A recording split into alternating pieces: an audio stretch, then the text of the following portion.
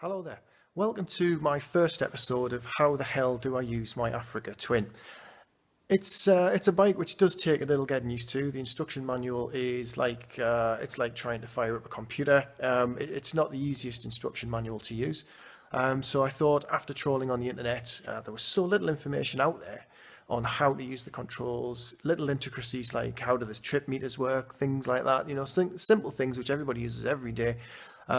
It's a little instruction on this is what this button does, that's what that button does, and if you hold that button for too long it breaks it. It's kind of that kind of approach. We're just going to keep it free and easy. If you've got any questions on anything I'm doing, or tell me if I'm getting anything wrong or could do it better, please do. But let's give it a go and see where we end up. Hopefully not through the garage wall by pressing the wrong button. Fingers crossed. Okay then, here we go.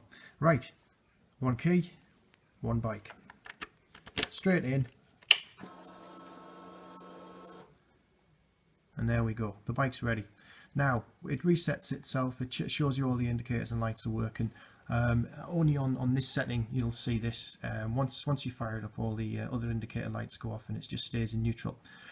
You won't set the ABS or the traction control until you've done a few revolutions or so.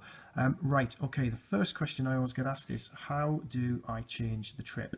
Now, that's the one on the bottom. There we go, trip A at the moment. Now, if we look at the control here, if you press set and hold, it changes, it resets.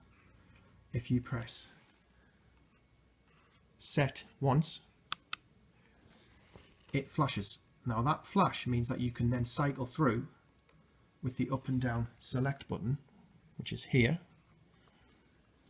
You can cycle through the different steps of the display. So you go from what is now air down to average consumption down to trip A. Now when it's flashing, it means you can move it.